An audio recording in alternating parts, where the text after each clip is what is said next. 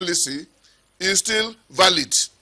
Now, I get the feeling that Nigerians too have received some boost in their readiness to stand up and say no to the few miscreants and the troublemakers in our midst.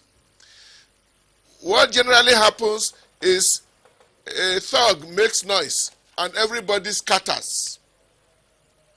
I think it should be, this should no longer be the situation. We are many enough, and we are in the majority, those of us who are peace-loving. And I think we have to start devising ways and means of non-violently resisting violent people.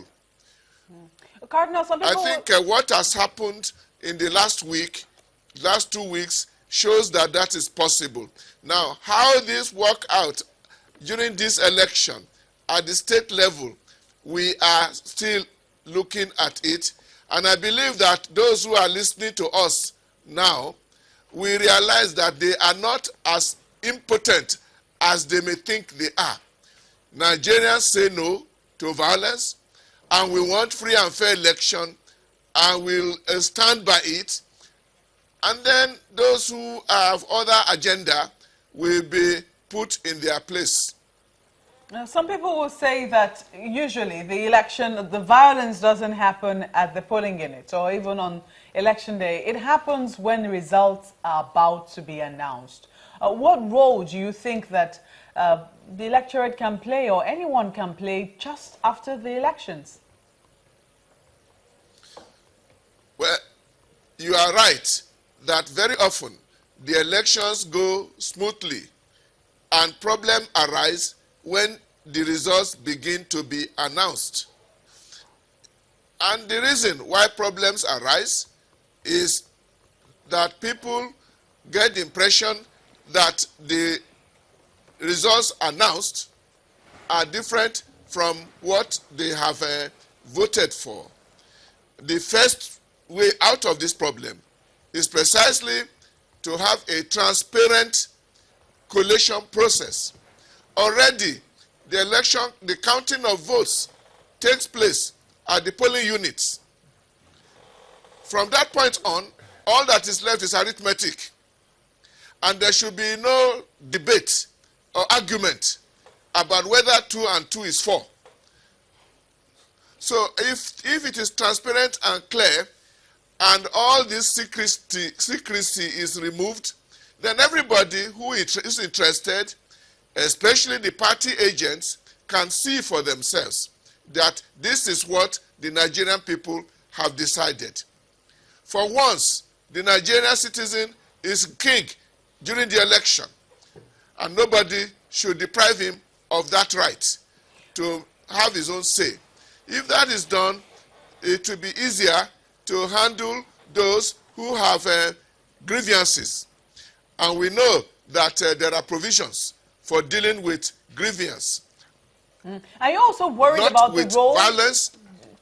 If I may come in, Cardinal, are you also worried about the role of ethnicity and primordial sentiments, if one must say, in these elections? Well, you mentioned primordial. If they are primordial, they are there. You cannot wish them away. You mentioned ethnicity. I will also add religious. People will vote for whatever is more of what concerns them more or most. I will not be surprised if people will vote largely on religious basis. They have a right to their opinions. But I do believe that Nigeria should know by now that our problems are not along religious lines. The poverty we all suffer, the darkness that has come without NEPA does not spare any religion or ethnic group. Just as those responsible for our problems cut across religious and ethnic lines. We will be stupid if we allow ethnic jingoists and religious fanatics in politics to deceive the rest of us. The things that are important in Nigeria are quite clear, and they are neither, I mean, Christians and Muslims should not have difficulty in accepting the fact that we need a country where honesty reigns. And when there is good governance, we have no difficulties in no discrepancy in that regard. And I believe the role of the religious leaders, therefore, is to push for these basic principles which we all share. Very quickly, if you let me comment. If we do that, then we need to not be afraid of religion in politics. Allow me come in here. You just touched on a very, very good point, good governance. In a process like this, how can good governance lead us up into choosing our leaders in the future? Well, good governance means doing things well. And if that happens, the environment will be created to allow Nigerians to go onto the elections freely, fairly, without violence. An earlier contributor to this program had actually stressed the fact that we should move to the modern world, take advantage of modern technology, do away with ballot boxes being snatched, and go straight full-blown into electronic voting. Once we reach that stage,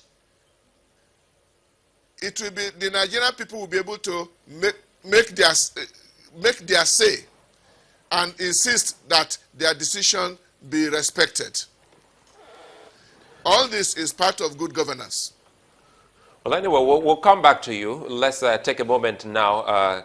Cardinal Onaiyekan from our Abuja studios will come back to you and wrap this up shortly.